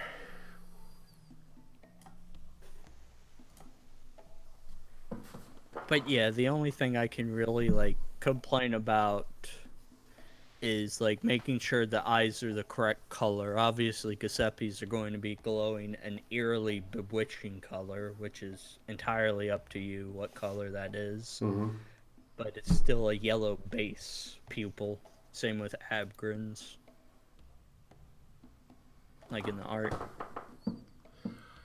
Yeah, and I'll definitely. I think the direction of your Giuseppe's face, I like it. So hopefully you do. So I'll tweak the eyes, of course, and then your wolf's face, the eyes. Nothing about the eyes or even the eyebrows are finalized yet.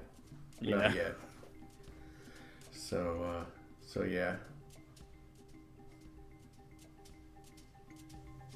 And of course, you still have to work on the most troublesome child of everything, the banner with the war pony and armor.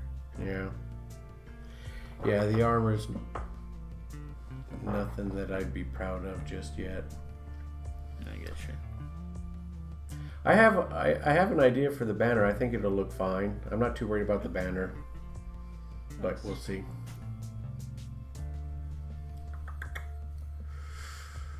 Alrighty. Yeah, turn off the stream for now. Yeah, I think it's a good closing point for me. It's 3:30 a.m. and I've got some work tomorrow.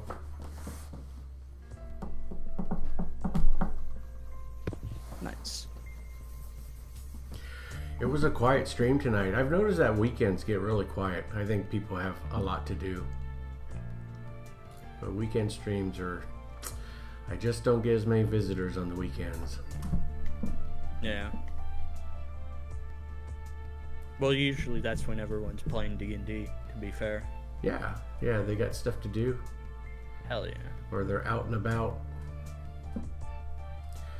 My D&D games are all in the weekdays, like Wednesday and Thursday, literally. Yeah. And then you got guys that are like too busy waiting for their pizza. Yeah. I don't know why they wait for their pizza. Make your own pizza. Yeah. Hey, Cap, your pizza, is it American style or European style? Like, I don't know. Do you guys have Pizza Hut? Probably Domino's. You have Domino's or Pizza Hut or anything like that? Aha. All right, good man. Aha. Oh, thin crust, huh? Keeping it simple and cheap. And trust me, there's a lot of American styles of pizzas. Oh, okay, I know what you mean. Yeah. I like the cheesy crust. It's kind of tough making it, but yeah, it's worth it.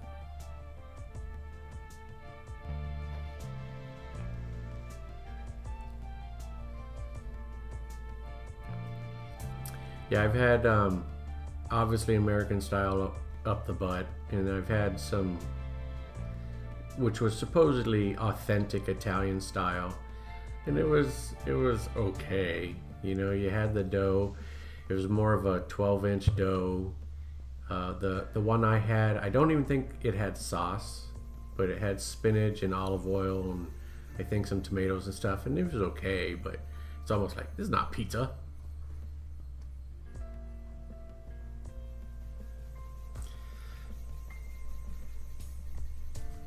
Yeah, Domino's doesn't taste like the pizza you have over there, but it's so delicious and greasy. Yeah.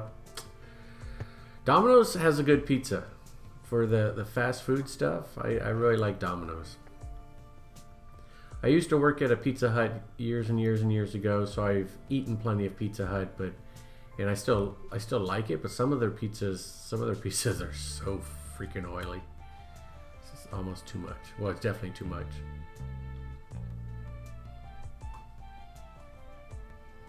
But between the two, I like Domino's. Yep.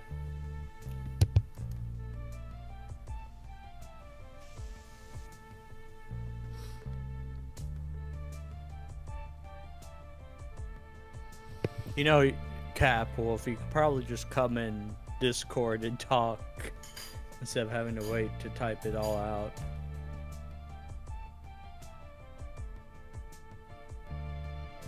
Well, this is the first night I've had the mic open in Discord, so Yeah. usually I I don't. just saw you in here, and I'm just like, all right, I'll join in. Wait. Yeah, for me it's kind of a trial too, because I only know one streamer who actually allows folks to come in and have an open mic, and I'm like, you know what? I know the pitfalls of doing that, but I'm gonna try it out anyway. So If anything, you could like have another private room, and people could be in the voice chat, and you can invite them in, and maybe they could tell a D&D story while you draw. yeah, it'd be cool to have them participate like that. Yeah, I debated telling a D&D story, but I wasn't sure like it'd be proper, because it just started to be like, so here I was going to a town. And I'm Yeah. just like, no. Yeah, I think for me personally, is like hearing some anecdotes would be good, but I don't know that I would want like a whole adventure or too much talking going on. I get you. Yeah, because I have to concentrate on the drawing too. Yeah.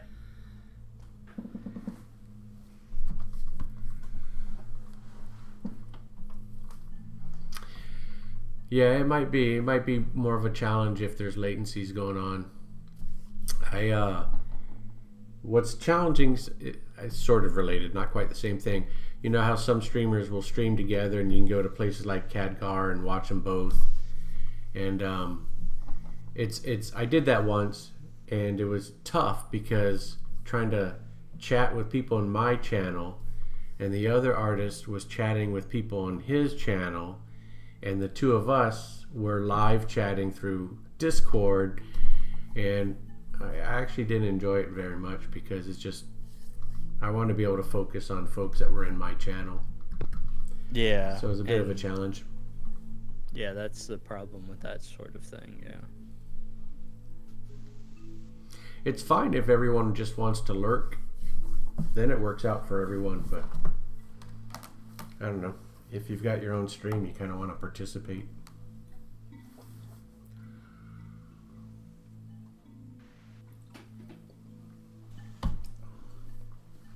Alright, well, I'm gonna head out of here.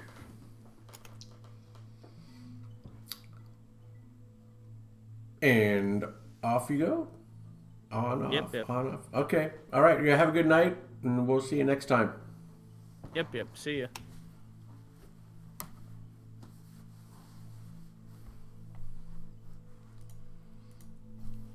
Yeah, I wouldn't want anyone to lurk in voice either.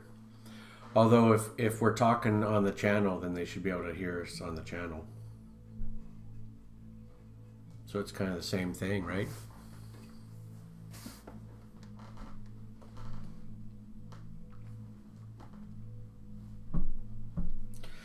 And I probably will keep trying the mic until someone ruins it. I've heard some horror stories.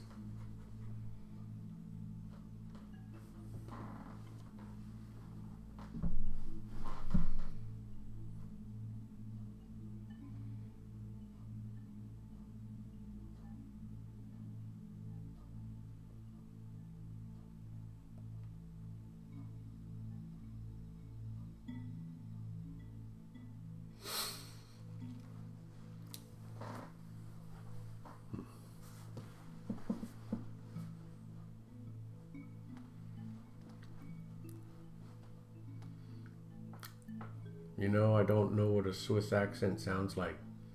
You said you speak German, right?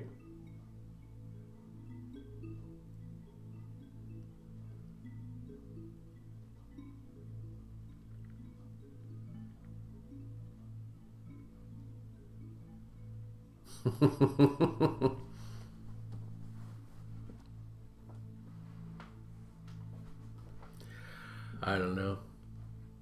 I like accents.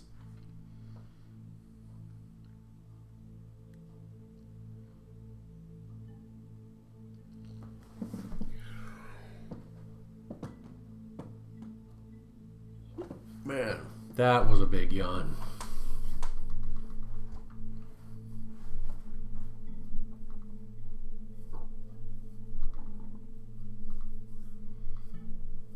Well, thank you, sir. I'm glad you like the drawings.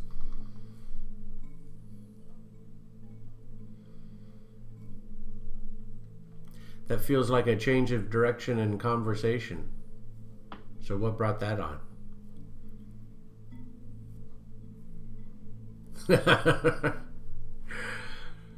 Yeah. The way I see it is folks like the drawings, and then I get lucky if they want to hear the conversation.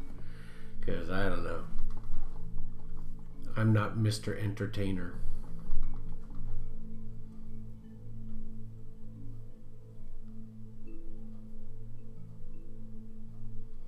But at least you like something, right? Whether it's a drawing or the chat.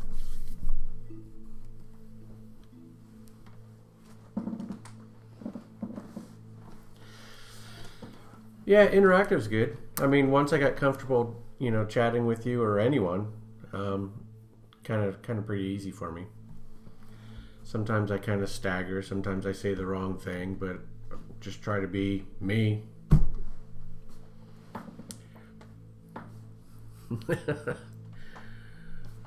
Look at those two-eyed beholders. It was fun doing that. I look forward to doing more emotes.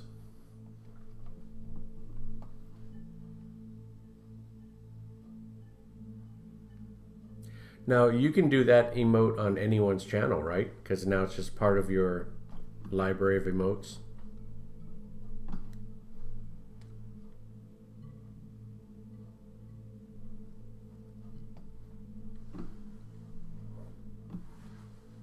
Yeah, that's cool.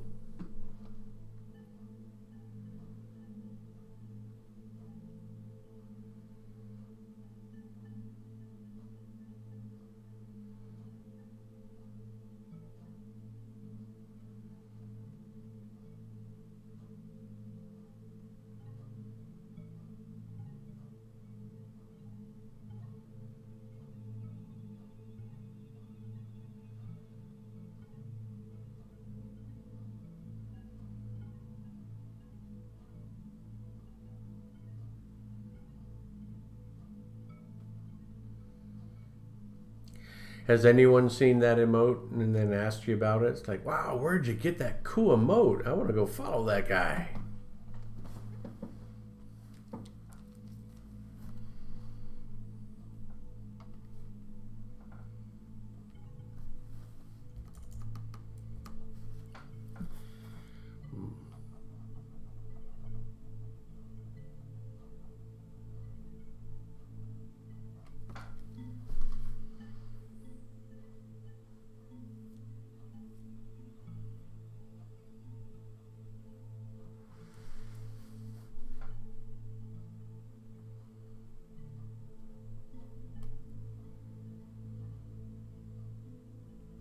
Oh, that's cool.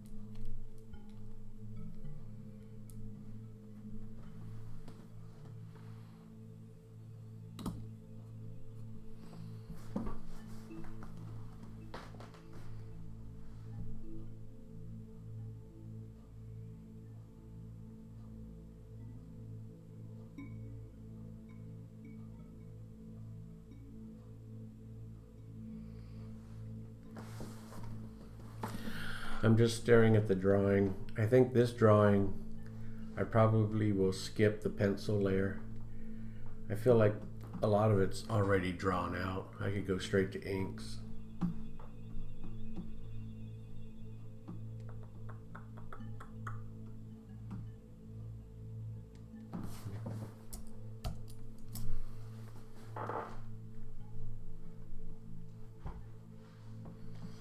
I'm really surprised we didn't get any visitors tonight. I mentioned this already, but man, it was a quiet night. I think I had at most 4 people, 4 viewers. And I think I count as one. We know we got you, and we know we had Mega, so I don't even know who the 4th one was. You know, the bots come in and out. I don't know how many are bots, but most are. Slow Cool's a bot, I know that. Positivity bot admits it's a bot. Commander Root I know is a bot. So then there's Electrical Longboard and Electrical Skateboard, I have to assume are bots. Avocado Badado. I wonder if that's a bot or not.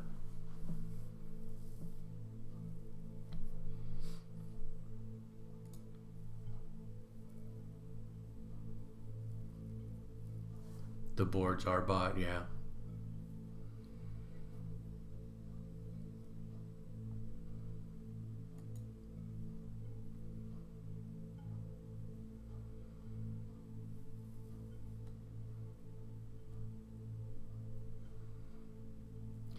Yeah, I'm betting all of those are bot, except for you and, well, for right now, I think you're the only one.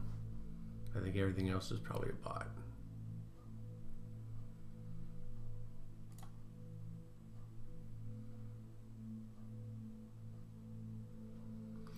I am getting off, but just me slowly doing it.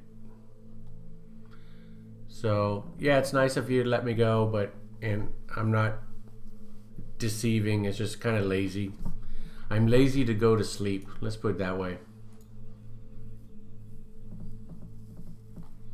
Oh, Twitch doesn't count the bots? Really? Okay, that's good to know.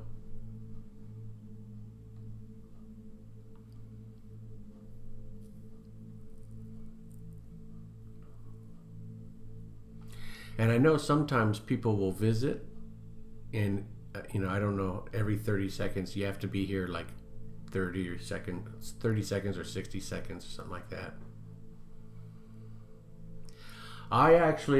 They're in bed already, so I felt bad when I was streaming till 3 or 4 or whatever, and then putting them to bed really late, or even if I put them to bed at 1, I felt bad, so I started putting them to bed like at midnight. So when my wife goes to bed, I put the pups to bed, and I think they're happier for it. They're comfortable in their home.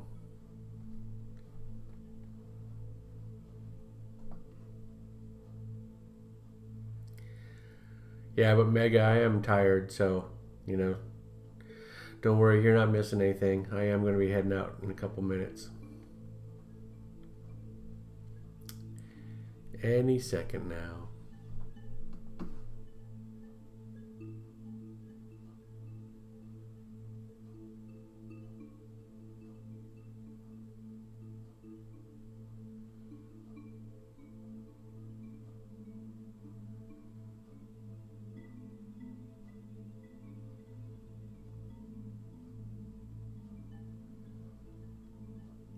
It's funny how I was doing really strong, and then like in the last 10 minutes, I'm getting tired fast. Cap, it's totally fine. You know, I mean, yeah, I don't want to get hooked into political stuff too much, but you know, look at all the times that I've streamed, and this is the first time we had, you know, a deeper conversation. So it's totally fine. It's not like that's all I can say. It's totally fine. Don't sweat it. I hope I'm right, you know, and I hope you're not right in regards to YouTube, you know, up and shutting things down, or Twitch being impacted in such a horrible way. So I'll be watching an eye out, and I'll read up more about Article 13 and see what it's about. Because I might be, in my ignorant assumptions, I might be way off base.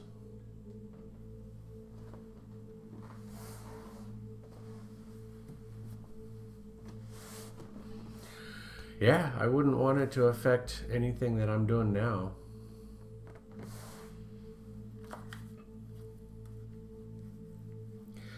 You know, me personally, it wouldn't affect. But, you know, Twitch thrives on the game streamers. And if it affected them, then yeah, you never know. That in turn would affect Twitch, which in turn would affect me and other artists. So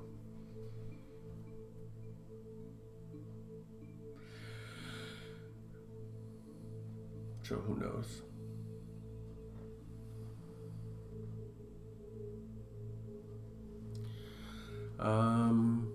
I got an email about it. Was it from Twitch directly?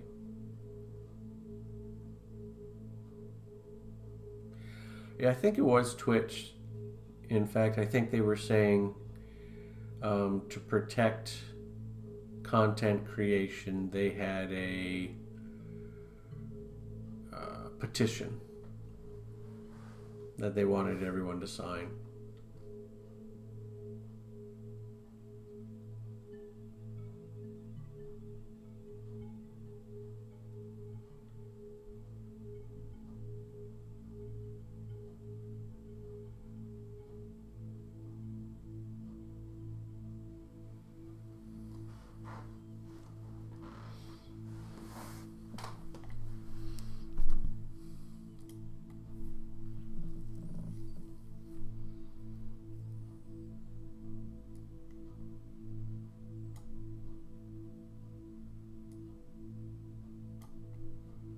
And we look for it.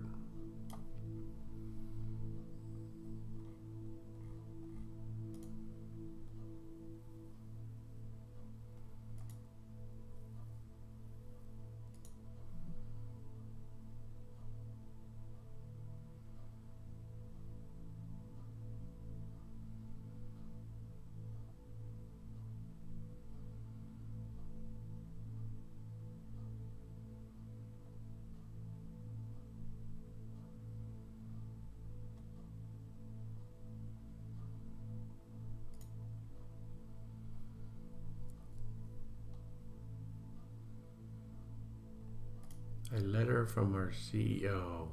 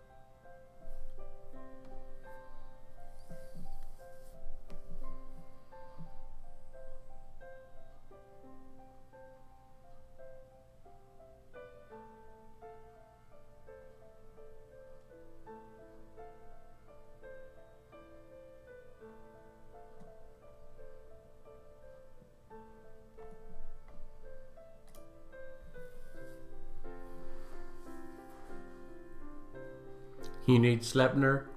Are you Odin tonight?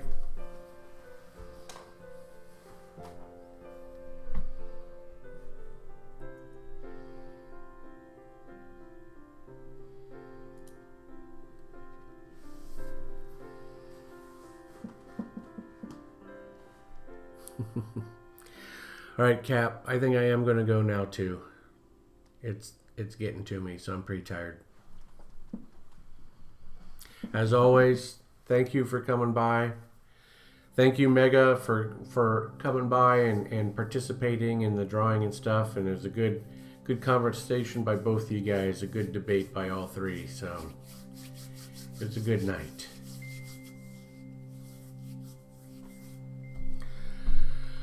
But this guy's going to sleep.